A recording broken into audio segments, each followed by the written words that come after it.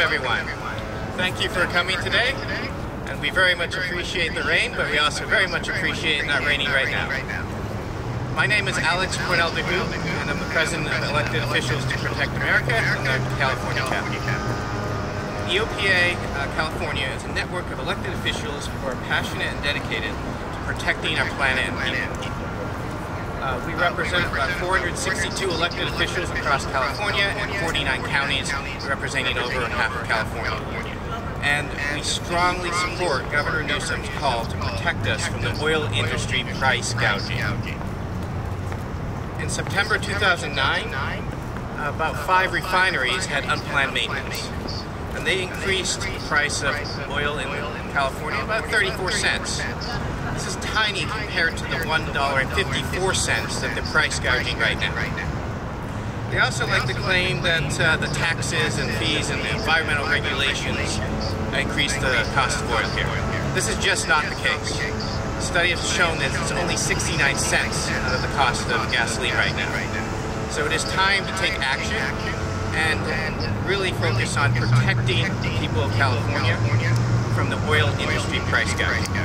I'm very happy to have an amazing group of elected officials, former elected officials behind me here, and they're going to talk about the importance of protecting Californians from the oil industry. I'd like to start out with Assemblymember Lee to start the conference. Good morning, and thank you everyone for being here. Today is a momentous day. Today is December 5th, our organizational session for the California State Legislature, but also the first day of the Governor's proclaimed special session to deal with an oil windfall tax or penalty. My name is Alex Lee. I'm the State Assembly member for the 24th Assembly District, which is northern Santa Clara County and southern Alameda County. And we talk a lot about this new proposal, but in fact it's nothing new. An oil windfall profit tax has been done during World War I, World War II, and during the Korean War. And it means that companies engaged in extraction, production, and refining of oil would pay a higher tax rate on their earnings above a set amount each year, and these recouped windfall profits would then be directed to rebates to California taxpayers directly during high gas prices. In the third quarter of 2022, from July to September, oil companies reported record high profits again. BP posted $8.2 billion in profits, its second highest on record, with $2.5 billion going towards share buybacks that benefit directly Wall Street investors.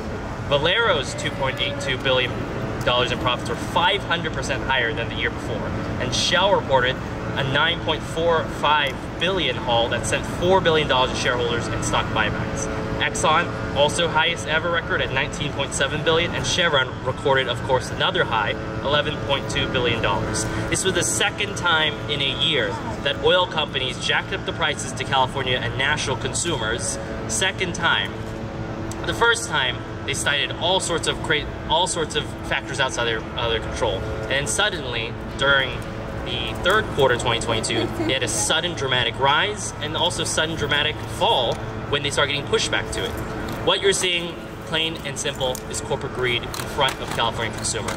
And it is a type of greed that is exploitive, because these are the same oil companies that keep our renewable energy sector down, that keep the adoption of clean alternatives like public transit and electric vehicles down, because they want the American public, Californians, especially working Californians, to continue to only rely on burning that sweet, sweet dinosaur juice, fossil fuel.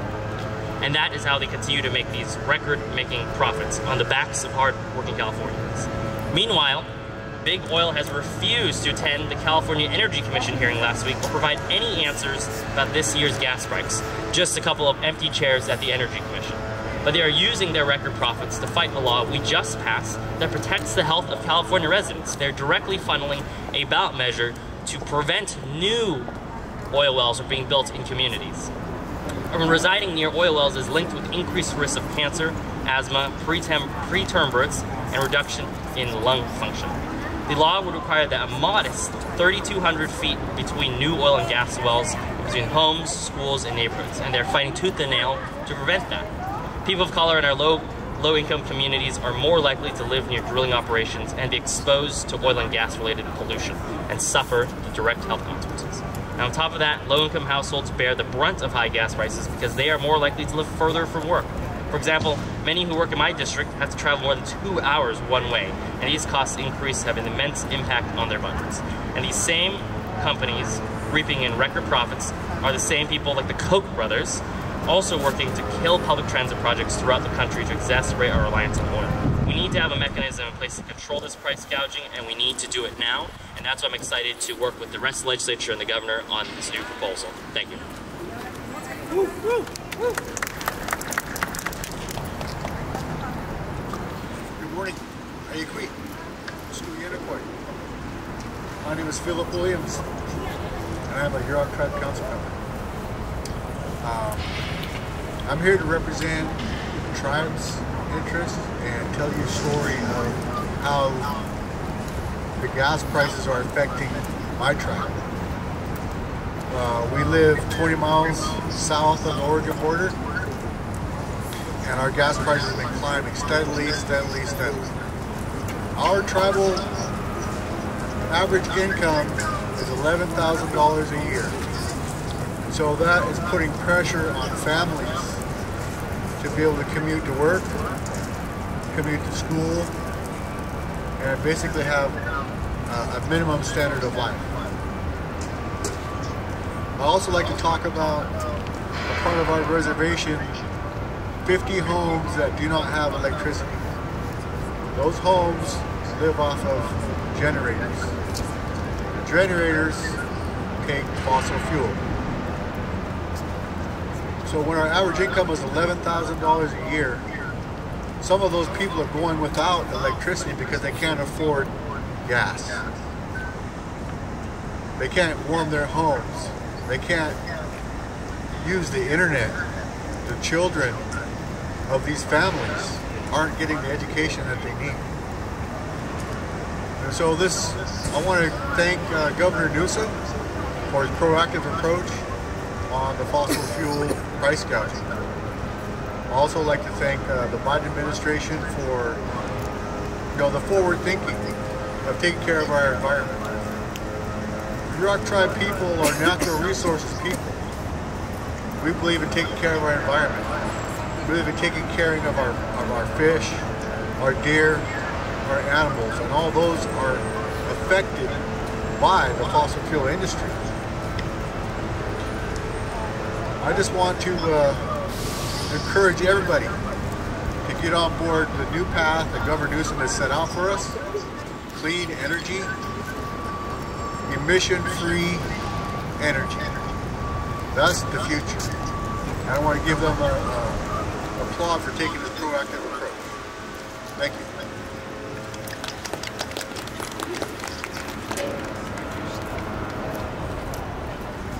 Good morning, everybody. My name is Alexander Walker Griffin. I have the pleasure of serving as the Vice Mayor and incoming Mayor for the City of Hercules. I'm also a member of Generation Z, the generation that I like to call the generation that gets nothing but bad news. I wish that I didn't have to be here today. It's quite frankly unfortunate that we have to be here, but it's a conversation that I think that we need to have. And so I want to first thank Governor Newsom and his administration for what they've done to address this issue, and the California State Legislature for addressing this issue. As someone who represents a very small city with the majority of my constituents commuting to and from San Francisco and Oakland every single day, I see the challenges that they have to face. Through the past couple of years with the COVID-19 challenge, we've realized a lot of people can work from home. But if there's one thing that we've definitely learned is working home is a form of privilege that not everyone can benefit from. Some of the hardest, most working class people in our state and in our country have to drive to and from cities up and around this state every single day to make a living. A lot of my constituents do. And it's not even just people who are working in some of the more harder jobs in society, such as janitors. It's doctors, it's nurses, people who can't do their job via Zoom. It's people who have to come in every single day. And again, I wish that we didn't have to be here to have this conversation. And I get it. Businesses are in to make money. But what we're here to say is we want to make sure that you do it equitably, you do it smart, and we hold you accountable for what you're doing. We've seen the record-breaking prices at the pump. We've seen the articles talking about $6, $7 a gallon gas prices at our local gas stations. These are affecting every single day Californians, which is why we have to do something. We know that there are industries out there and there are people out there that want to maintain our reliance on these oil industry, as some of them really called them, dinosaur juices. But we know we have to transition from that. But more importantly, we got to get back to helping our average American, our next door neighbor. Again, this is an equity crisis. We got to think about the moms out there, the grandmas out there, the people every single day making our world go round. So I'm excited to be here, and thank you again to the governor and the legislature for taking action. This is an issue that's pressing not only just my generation, but every single one around us. Thank you. Woo.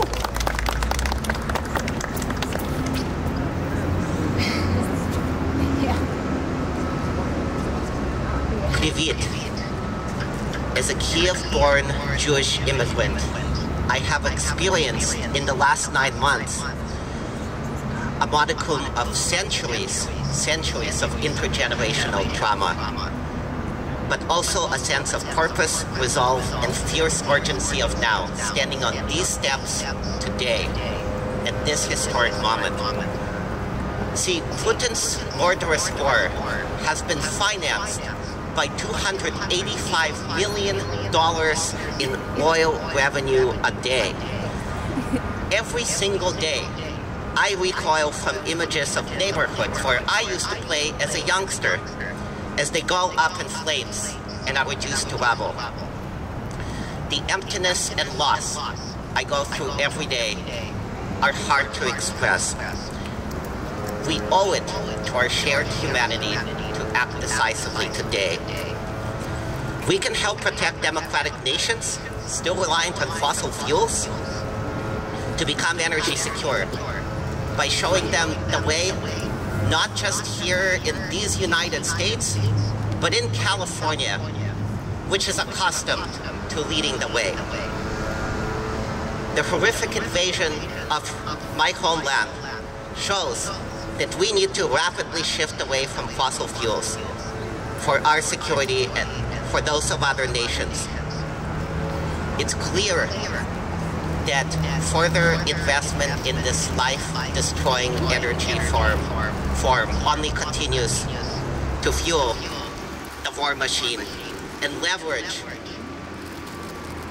Putin's hold over countries that are reliant on them as well. Furthermore, dictators like Putin make it easier for oil and gas CEOs in this country to price gouge everyday American folks. The ones that Alex spoke about, both Alexes, that drive to work. I live in the Bay Area. These are the super commuters that are driving far off distances, earning poverty wages, and now the cost of their basic transportation needs has gone up dramatically. So that's why we are bringing this fight to California. Refinery pre-scheduled maintenance is not a credible explanation for the sudden $1.54 increase in what refineries charge for every gallon of gas that Californians buy. Furthermore, the nerve of oil and gas corporations to use the war in my homeland to make exorbitant profits is inhumane. The people of Ukraine would not be suffering if Europe was not dependent on Russian gas. The people of California wouldn't have to decide what supplies not to buy because they have to fill up their gas tanks to get to work. For our security and the world's, we need energy independence from fossil fuels. First, we need to ensure a windfall profit cap and rebate for consumers becomes law. The legislature must see this as a national security issue and get it done. And that's why, as CDP, California Democratic Party Environmental Caucus Chair, I authored a resolution which last month was approved by the California Democratic Party. Be it resolved that the California Democratic Party supports oil and gas corporations paying their fair share to mitigate the environmental, public health, and other societal costs created by their industry. Let it further be resolved that we support a portion of excessive profits from oil and gas industry being invested in renewable energy production, sustainable transportation infrastructure, and healthier communities for the benefit of all Californians. We have the opportunity to lead the way in so many life-affirming energy forms, not life-destroying ones. Offshore wind is about to take off, thanks to a bill that the governor just signed, and thanks to the legislature for its work. We also lead the way in distributed solar, 12 gigawatts of it, 1.5 solar installations on roofs, and that is enough to get 4 million cars off the road for a year, or to permanently reduce the consumption of 20 large natural gas-fired power plants. So, today, I am asking you to call the governor and do 3 things. First of all, thank him for his leadership in calling on the legislature to pass a windfall profits tax. Second, ask him to continue to be a climate leader and oppose the utilities proposal that will slash solar incentives by 75%, doubling its cost for everyday working Americans and Californians. And thirdly, ask him to make sure, just as exploitation of our land, of our natural land, doesn't happen, that exploitation of our academic workers does not happen either. These are the folks that are on the front lines of combating climate change and figuring out alternatives to fossil fuels. And these postdocs and graduate students and researchers are earning poverty wages and suffering from housing insecurity. And I have been proud to join their strike line over the last few weeks at the premier institution in California, the UC. We have an opportunity to realize a Green New Deal. Let's get to work. In the words of my childhood friend, Ksenia, writing to me from her hiding spot, just trying to survive. Make an American dream possible for Ukraine today. Please call the governor's office, 916-445-2841. Thank you.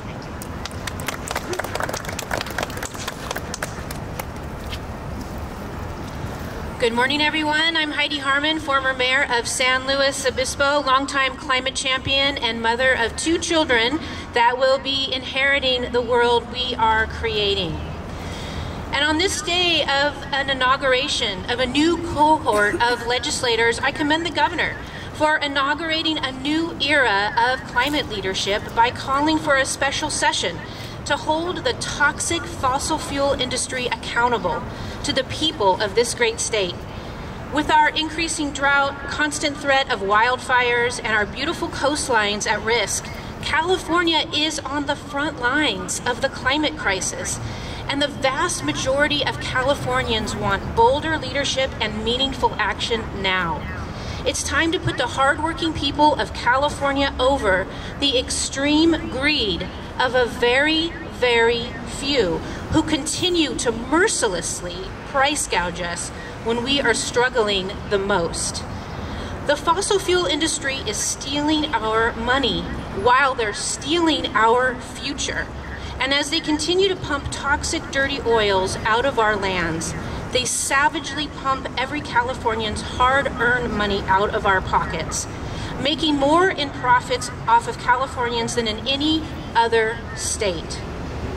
We need a price gouging penalty to hold them accountable and get these profits back into your pockets where they belong.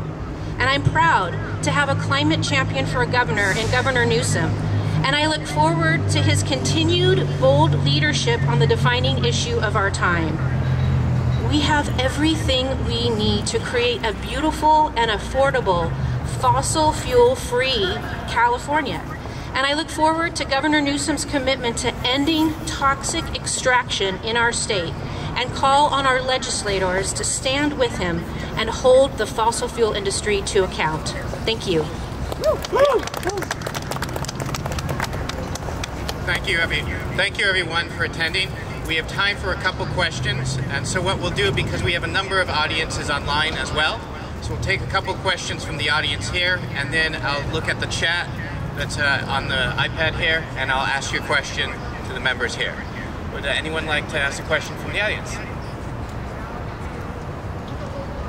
Assembly member, just one more time. I'm so sorry I came a little bit late. I know you got to get going in a second. Would you mind just sharing what you would like to see in terms of these penalties from the oil companies?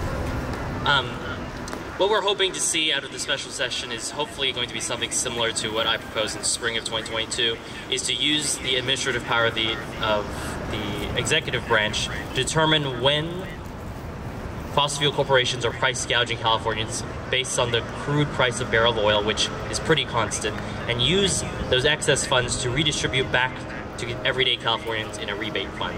That's a very basic gist of it, but to make sure that when corporate greed is excessively high, we're redistributing those funds back to Californians. And your message to the oil companies is stop? The message to the oil companies is this, is that it's plain and clear to the legislature, the governor, and to the American people that you are price gouging and engaging in unfettered corporate greed, using inflation to cover up your tracks, but we see you.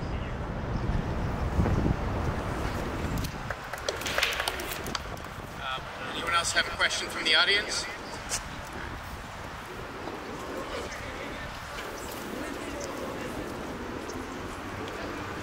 So we have a question here. What can local governments in California do to combat the energy crisis?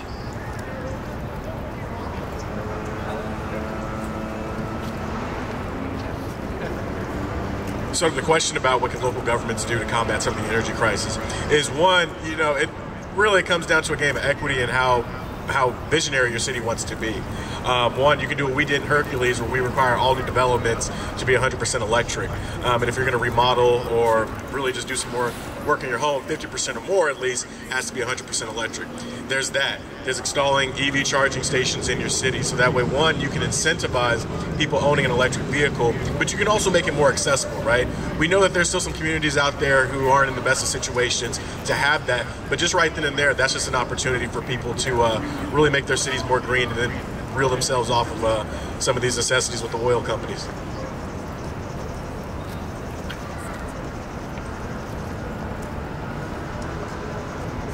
All right, any other questions from the audience here? If not, we'll wrap up the press conference, and we'll be available for questions individually if you have anything to follow up, and please be in contact. Thank you so much for attending. Woo!